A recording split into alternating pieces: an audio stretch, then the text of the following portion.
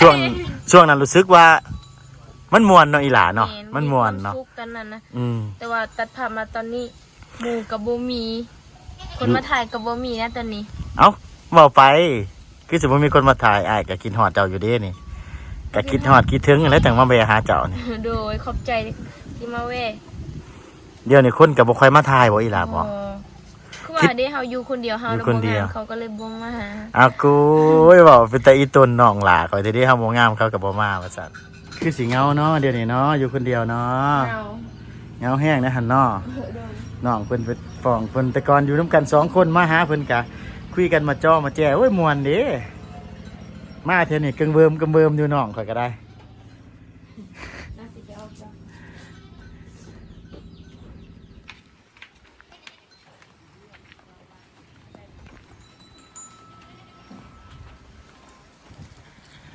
เฮาบ่ได้เจอน้องนานเติบแล้วครับประมาณ4-5 เดือนแหละบ่ได้หาเพิ่นมาเลย งานแต่งไอ้อ้อยเฮาก็บ่ได้มาครับก็เลยมาแวะเล่นน้ำไอ้จอยเนาะเพราะว่าขึ้นมาหาบาวบุญตาก็เลยแวะมาเล่นน้ำหนองก่อนครับจักหน่อยก็สิขึ้นเฮือนขึ้นซ่านเล่นน้ำหนองแต่ว่าตอนนี้ก็สิไปเบิ่งเพิ่นทางใหม่ย่างโบงซะก่อนเนาะว่าเพิ่นเอาไปเฮ็ดหยังแล้วก็ราคาเท่าใดแล้วเดี๋ยวนี้เนาะทุกคนเอาไปถามเราเบิ่งก่อนเด้อ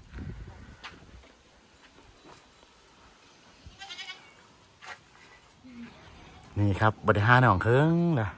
อ้ายขึ้นเพิ่นเฮานี่ขึ้นมานั่งลิ้นก่อน โอ้โดยคือนั่งเล่นน้ำใดอยู่เนาะ ได้ บ่ได้เจอกันโดนเนาะอีหลาเนาะ แม่น บ่ได้เจอกันนานแหละครับสบายดีมีแห้งคือเก่าหนองหลาคนสวยปาดเป็นหยังอันนั้นน่ะ มะกล้วย มากล้วยมันจะใส่ เรือจากเฮาเฮ็ดดองนะเพราะว่า โอ้เหลือจากเฮ็ดดอง โดย กะเอาไว้ผู้ดีไว้ต้อนรับแขกผู้ดี โดย เฮาบ่ได้มากินดองก็กินกล้วยนี่ก็ได้เนาะเฮ้ยเนาะ มีแต่กล้วยนี่แหละอาหารบ่มี โอเคได้ไอ้นั่งเล่นน้ำจะข้าวในอยเด้ออีหลาเด้อ ไป โอ้ยไปนั่งเล่นน้ำหนองกันทุกคนเอ้ยบ่ได้เจอกันนานแหละเสียไอ้ซิมมึงรู้กล้วยนะหวานปานใดนี่ครับกล้วยโอ้กล้วยอันนี้น่าจะเป็นกล้วยเขาเอิ้นกล้วยหยังบาดเจ้าอันนี้ภาษาบรู เรียนตอนนี้บ่แม่นเฮาบ่ฮู้นะจัก บ่ฮู้กล้วย เรียน นะ บ่ฮู้กัน อ้ายกับบ่จักคือกันจักกล้วยหยังกล้วยน้ำว้า แม่นบ่ แม่นบ้านอ้ายก็เอิ้นกล้วยน้ำว้าหวานๆทุกคนเด้อกินกล้วยกันเด้อทุกคนเด้อจังสิคุยกับน้องใหม่เด้อจะได้ยินเสียงหย่ำกล้วยมันสิน่าเกลียดเกินไปหั่นนะสาวโสดสาวโสดชนเผ่าบรูนี่ต่างบรูเด้อทุกคนเด้อถ้าเป็นบรูบูตรีบูมังกองนี่เขาสิมีเฮือนสาวโสดแล้วก็ผู้สาวก็สิไปนอนอยู่น้ำกัน คือเจ้าเด้อสะบูตระโอยเด้อสะ เขาจะ อยู่น้ำกันบ่นอนน้ำกันร่วมกันบ่ บ่กลางเว้นน่ะอยู่นํกันอยู่แต่ว่ากลางคืนน่ะนอนไผนอนมันลมผู้เบาก็คือกัน โอ้ร่มผู้บ่าวกับร่มไผร่มมัน โดย เอาแม่นติเอล่ะ แม่ นึกว่ามานั่งหลายๆคนร่วมกันบ่แม่นเนาะ บ่คือทางเผามังกร โอ้ของเจ้าคือเขาเอิ้นชนเผ่า เขาตะโอ้ย ตะโอยคือบูตะโอย โดย ถ้าแม่นมังกองถ้าแม่นตีน่ะเขาเจ้าสิมีเฮือนสาวโสดคำบ่มีเฮือนสาวโสดก็เก่าก็สิไปนอนเฮือนหมู่ร่วมตัวกัน แม่น ให้ผู้บ่าวหลายๆคนมาร่มน้ำเดียว แม่นแล้ว อันเจ้าก็คือร่มไผร่มมัน แม่น เอาแต่เกิดผู้บ่าวมาเทื่อละ4-5คนแบบเขาเจ้ามีแต่คนอยากร่มจังซี่เจ้าร่มกันได้เลือกร่มแบบใดบ่อ้ายบ่ เขา เข้าใจ ก็ล บ่ ง จัก น้ำกันนั่นแหละว้าวคือ โอ้ก็เว้านำเบิดทุกคนเลย นอกจากว่าเฮามักฮักไผจังว่ากันใหม่ แม่นแบบทางเฮาน่ะทางเขาสิมักเขาจะมาลิ้นเอง เขาบ่ได้ไปนำ บ่ได้ไปนำหมู่ แม่น ตอนแรกอาจสิมาหาคน แม่ มานำหมู่แต่พอล่มไปแหละอ่ะเฮามักแหละเขาสิมาคุยเองเลยแมันบ่ แม่นเล็กๆก็ขอเฟซแล้วก็เป็นแฟน เออแรกๆก็สิขอเฟซกัน แล้วก็ร่วมกันแบบเป็นผู้บ่าวผู้สาว แม่น แล้วก็มาหากันอยู่เพื่อนอยู่ซ่าน โดย ไปเที่ยวน้ำกัน หึ แม่นบ่ แม่นแต่ว่าเฮาบ่เคยไปใส่ โอ้ความหมายคือถ้าตกลงเป็นแฟนแล้วก็ไปเล่นหันเล่นนี่ผู้บ่าวส่วนก็ต้องไปน้ำกันแม่นบ่ แม่น โอ้แต่ว่าเจ้าเนี่ยยังบ่ทันถึงขั้นนั้น บ่เคย ยังบ่ทันถึงขั้นที่ว่าผู้บ่าวสิส่วนไปเล่นเนาะ ก็ส่วนอยู่แต่ว่าแม่เฮาบ่ให้ไป โอ้บ่ให้ไป แม่น เอาเฮ็ดจังได๋สิได้ลูกเคย กลางเว้นน่ะได้อยู่แต่ว่ากลางคืนน่ะไปบ่ได้ โอ้เขาเจ้าส่วนมาส่วนแต่ยามกลางคืน กลางเว้นเขาก็ส่วนอยู่ แต่ว่ากลางคืนเราเขาส่วนมักจะไปกินเบียร์ โอ้เขาเจ้ามักส่วนไปกินเบียร์กินเหล้าจังซี่ แม่น บางทีเฮากับบ่อยากเนาะ บอ นี่แหละครับชนเผ่าต่างชนเผ่าเด้อทุกคนเด้อบางชนเผ่ากะเพิ่นสิมาร่วมตัวกัน4-5คนผู้สาวเนาะอีหลาเนาะ แม่น แต่กับผู้บ่าวก็มาร่วมหลายๆเนาะอันนี้น่ะคือร่วมเพื่อนไผเพื่อนมันเลย แม่น แต่ว่าพ่อกับแม่เพิ่นก็สิเฮ็ดห้องไว้ให้ร่วมต่างหาก โดย เออเขาท่าความรู้ครับความรู้เฮาน่ะยางมาครั่วน้องนะเฮามาเห็นอันนี้นะเขาเอิ้นมันฮือเอิ้นหยังอันนี้นะฮือเผือก เฮาภาษาเฮาเอิ้นก็คือว่าปองอะโดน ปองอโดน โดย ปองอโดน ปองอะโดน ปองอดอนนี่จักมันหยังเด้อทุกคนเด้อนี่เด้ออันนี้นะ ภาษาลาวเฮาบ่ฮู้ มันคือหยังเนาะเฮาบ่จักอะไรได้นี่เผือกบ่แม่นเผือกบ่คือหัวใหญ่แท้เอาเฮ็ดจังได๋กิน ต้ม เฮ็ดหวานได้อยู่บ่ ก็ได้ โอ้ต้มกิน แม่น โอ้ต้มกินเด้อทุกคนเด้อนี่มึงแน่เพิ่นน่ะปาดเบิ่งเฮ้ยซ้ำโตพุ่นใดใจเอ้ย ซ้ำกันเลย ซ้ำกันกับโตเลยเห็นปะ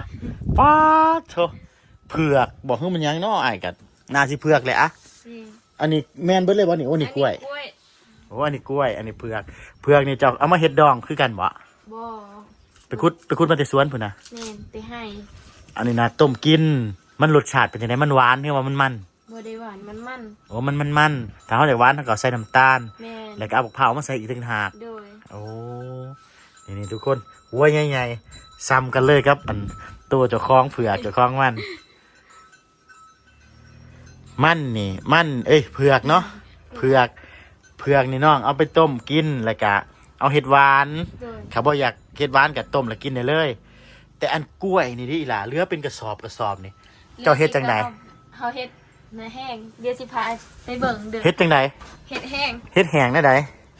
ต้มก่อนบ่คือได้ใด บ่เฮาอายุทั้งนึ่งก่อนแล้วก็เอามาตากไว้แบบนี้ โอ้หนึ่งก่อน ดอง โอ้เหลือจากดองก็นั่งให้ถามนี่ล่ะมันเหลือจากดอง อันนี้หนึ่งก้อนตีเอายับเข้ามาพี่เจ้าสิห่อนได้อีหล่าคนงามเขาง่าย บ่ บ่ห่อนบ่อันทั้งหลังกับแมนที่สะ แม่นเพราะ เอ้า ว่ามันหลาย มันไหลายแห้งอันที่อยู่ในกระสอบบริเสียเปล่าที่สะบริเสียเนาะก็คือเอามาหนึ่งนี่นะ แม่นตอนแรกเฮาก็สินึ่งอีก เดี๋ยวหนึ่งละตากแล้วก็มันแห้งแล้วมันแซ่บบ่ แซ่บ เอาแบบมันแห้งแล้วมันแห้งกรอบบอกคือว่าแห้งแบบนิ่ม กรอบๆนิ่ม ๆโอ้กรอบๆนิ่มๆป๊าดลืมเบิ่งนี่เบิ่งเล็บมือเนี่ยมางามแท้ป๊าดเล็บเป็นยางคักเอานี่คือเห็ดถังเดียว มันหักเบิดแล้ว โอ้ไปยุ้มผู้บ่าว บ่นะครับเขาออกเขาเรียก โอ้เป็นไปเฮ็ดงานทางไฮมันก็เลยรูดถ้าสั่นละกะสีงามแบบนี้มันว่าอีหล่ะนี่เด้อทุกคนเด้อกล้วยที่น้องเอาไปให้เฮากินนะอยู่ในเฮือนน่ะก็คือหลายๆนี่ก็บ่ได้เสียเปล่าน้องเอามานึ่งแล้วก็เอามาตากแห้งเขาเอิ้นว่าใส่ทรัพยากรให้คุ้มค่าเนาะอีหล่ะเนาะ โดย โอ้เฮานั่นจักหน่อยเนี่ยเฮายางลงไปเล่นพุ่นบ่ โดย เนาะยางลงไปเล่นพุ่นเนาะสิไปเบิ่งว่าเพิ่นเฮ็ดหยังก็เพิ่นเฮ็ดหยังแบบใดเนาะไปเบิ่งเนาะไปพาอ้ายไปเบิ่งในอีหล่าลงทางไหนลงทางนี้หรือลงทางพุ่น เกือบหาทางนั้นดิ โอ้เฮาลงทางพุ่นเนาะ โดย ไปอู้ครับบ่ได้มาหาเฮิงขับงามคือเก่าครับ งามดู ส่วนมากเข้ามาเฮาสิเฮ็ดหยังก็เฮ็ดกับข้าวอยู่นี่เนาะอีหล่าเนาะเฮือนครัวส่วนมากสิมาเฮ็ดกับข้าวอยู่นี่มื้อนี้เฮากะมาแวะเล่นน้ำเพิ่นก็เลยสิถ่ายทอดวิถีชีวิตเล็กๆน้อยๆของน้องให้ FC หายคิดถึงเนาะทุกคนเนาะแม่นบ่อีหล่าคำแพงคนสวยไปจูเอ้ยบ่แม่นจูเขาเอิ้นลงเฮือนเขาเอิ้นหยังภาษาเจ้า แซงโดง แซงตรอแซงดุก โดย ลงเฮือน แซงจะดุก แซงตะดุกนี่แซงตะดุกบริษัทไปเบิ่งครับแจ็คเพิ่นเห็ดจังไดเห็ดหยังอันนั้นเนาะทุกคนเนาะที่เป็นนางถามน้องอยู่พุ่นแหละสบายดีคนสวย สบายดี บ่ได้เจอกับน้องนานเติบครับประมาณ1 เดือน2 เดือน3 เดือน4 เดือนนาสิหาเดือนนะ แม่นสิ ฮอดบ่หาเดือน ฮอด ฮอดเนาะน่าสิฮอดอยู่ ปะเตะ อ้ายถามเนี่ย มาตั้งแต่เดือน7มัน ตั้งแต่เดือน7แม่นติ แม่นตัว โอ้แต่ว่าเดือน เดือน8ลุยแดง 8 9 10 11 แม่นนะเฮ้ย3-4-5 เดือนแม่นแหละอันที่แม่เจะเฮ็ดอยู่นี่เขาเอิ้นหยัง ยังบ่ ยางบงเขาจะเอาไปเฮ็ดหยังจักอยู่บ่อ้ายถามเนี่ยคือว่าบ่จักแต่ขายอย่างเดียว ฮู้คือกัน โอ้จักแต่ว่าเขารับซื้อ ด้วย แต่ว่าเพิ่นเอาไปเฮ็ดหันเฮ็ดนี่บ่จักเนาะ แม่น คนไทยคือคนลาวคือคนเวียดมาซื้อ คนลาว คนลาว เวียด โอ้ลาวกับเวียดโอ้แสดงว่าซื้อคนลาวซื้อกับไปส่งให้เวียด ด้วย เวียดซื้อกับไปส่งให้เวียด อันนี้นะปลูกจักปีจังได้ขาย หลายปี 5 ปี 3 ปี แม่นมันใหญ่จึงเฮ็ด อ๋อ6 ปี6 ปีจังขายแม่วะแสดงว่าเขาตัดแล้วมันปงขึ้นไหมบ่ แม่น ปงขึ้นไหมแล้วจงไว้ลายบ่มันออก4-5 ยอดปงไว้เบิดจงไว้เบิดบ่ ด้วย ฮะจงไว้เบิดเลย มันสิบ่นานใหญ่ตี ตัวหน่อยนะ แม่นเวลาตัดปึ๊บมันขึ้นมาจากนอ5-6 นอนี่เอาไว้เบิดเลยโอ้เอาไว้4 ปี3มัน โอ้เอาไว้4 กับ 3มันหยาดน้ำกัน มันย่านไงปลูกจักไรนี่พ่อปลูกจักไรนี่โอ้เฮกตาร์หนึงก็คุยหลายไรอยู่แหล้วว่ามัน4-5 ไรผลตีโอ้เฮกตาร์หนึงอู้หลายเติบสบายดีเจแล้วสันได้เงินหลาย เฮ็ดปีกายนี่แม่อันนี้ก็จะทางให้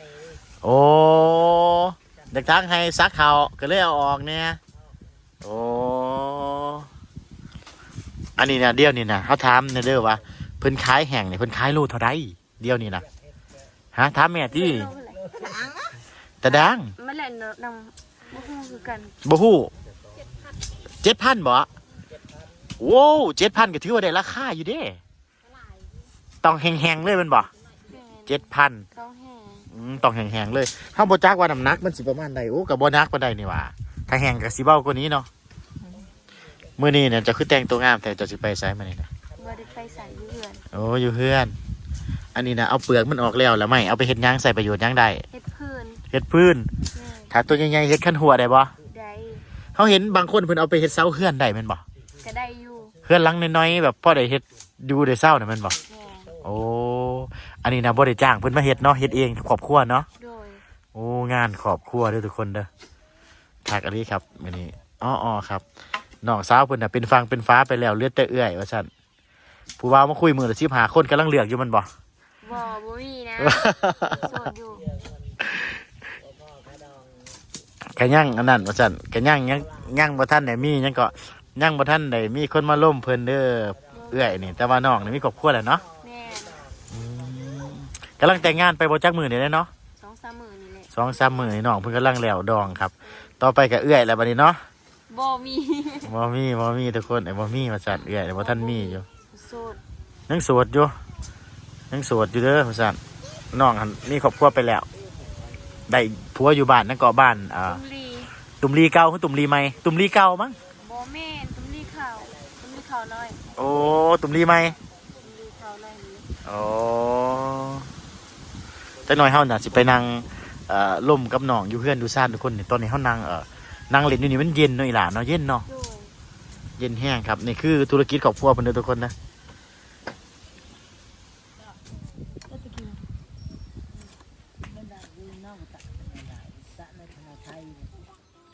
หลังจากที่ลงไป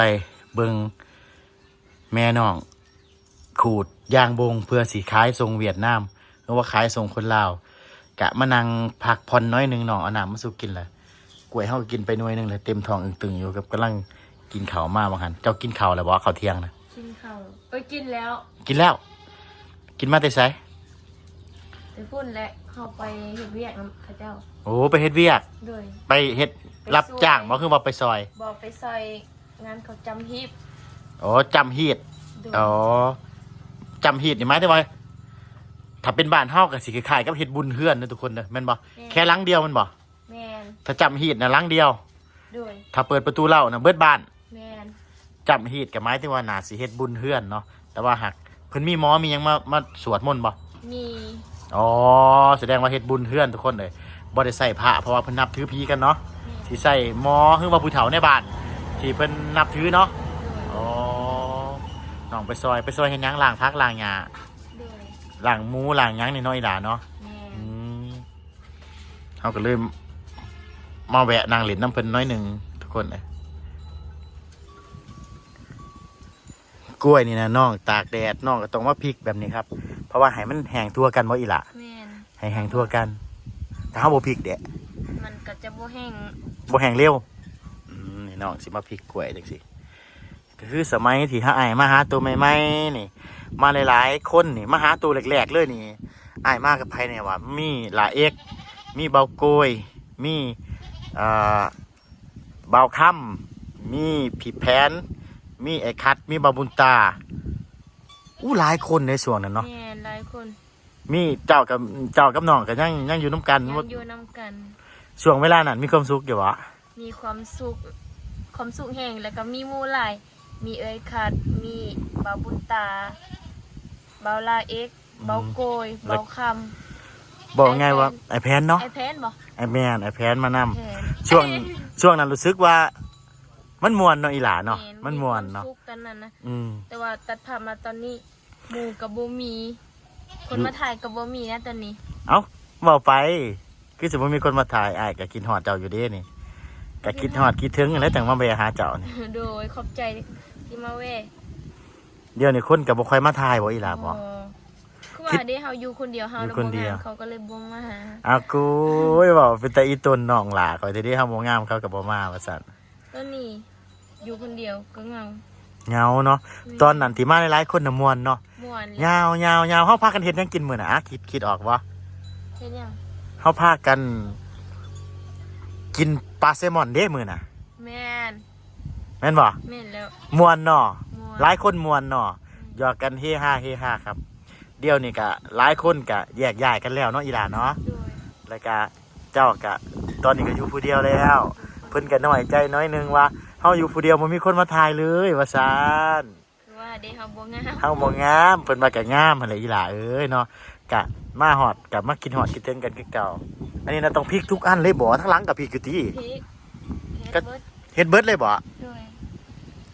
เป็นตาแซ่บทุกคนในกล้วยตากของเพิ่นน่ะหนึ่งก้อนเนาะอีหล่าเนาะ โดย เว้ามาแล้วน้ำตาสิไหลกินฮอดกำลังเพิ่นว่า กินฮอด เนาะอ้ายก็คิดฮอดนะในรูปนั้นที่อ้ายถ่ายน่ะมีเบิดทุกคนเบิดครบเบิดในหันน่ะ ครบ แต่ว่าอ้ายผู้ถ่ายน่ะบ่ได้อยู่ในหัน บ่ เป็นคนถือกล่องเนาะ แม่น แต่กระจักว่าอ้ายเป็นคนถ่ายเนาะไฟเป็นอยู่ในเฟรมเนาะ ไอ้ก็มาคือกันเนาะ แม่นมาแต่ว่าในรูปนั้นเฮาเป็นคนเป็นคนถ่ายให้ซุมเพิ่นพอมีคนถ่ายเนาะอีหลาเนาะ คือว่าไอ้มาทำอิฐแล้วเนาะ แม่นเทื่อแรกเลย เทื่อแรก เทื่อแรกเนาะเฮามาเนาะ แม่น เฮาส่วนไอ้คัดมานำเนาะ โดย แม่นเฮาส่วนไอ้คัดมาแล้วก็บาบุญตามานำกันเบิดเลยเบิดทุกคนเลยลาเอ็กมาเทื่อแรกบ่วะ คือว่าคือสิแม่น พากันมาหาตัวเทื่อแรกเลยเฮ้ย แม่นบ่ อีกก็คือกัน ก็เลยมาจักกันเทื่อแรกก็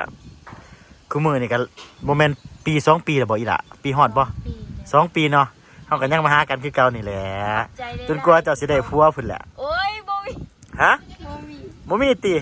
โดย มาบอกไปทนแต่บ่มีว่าซั่น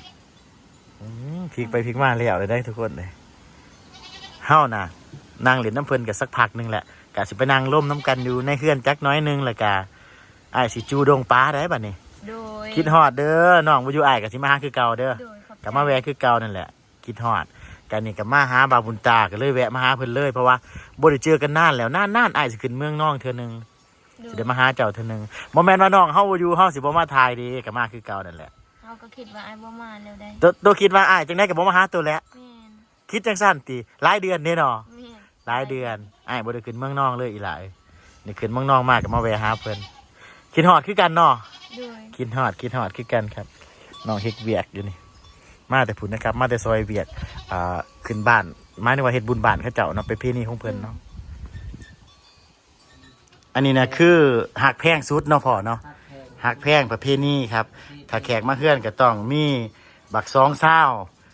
เพื่อสิให้หักแพงกันไปมาหาสู่กัน แม่ ก็ได้ไปมาหาสู่กันอยู่เด้นี่เนาะพ่อเนาะบ่ได้ถิ่มกันเด้อันนี้แห้งน้อยใจอยู่ว่าญาติบ่มีคนมาทายบ่ญาติบ่มีคนมาหาว่าซั่นอันนี้นะเจ้าอันหยังอันนี้นะบักซองเศร้าบ่ โดย โอ้ หาสิกินเอ้ยหาสิกินก่อน โอ้เจ้าสิเปิกเปียกก้อนบ่เอาอีหล่ะเอาสันคักบ่บาดนี่เจ้าเอ้ยเมืองน้องของแท้ นะอ้ายว่ามันนี่อยู่ดีไม่แห้งคือเก่าหักแพงคือเก่าได้อีหล่ะเมื่อใดบ่น้อมันนี่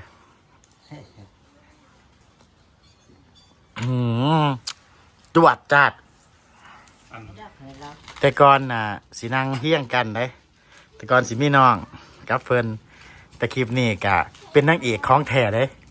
นางเอกช่องของแท้ได้บัดนี้เฮาสิจูปลาเด้ โดย โอกาสหน้าสิมาเยี่ยมใหม่เด้อคิดฮอดกันแหละเนาะบ่ได้เจอกัน4-5 เดือนแล้วกำลังมาเจอกันนี่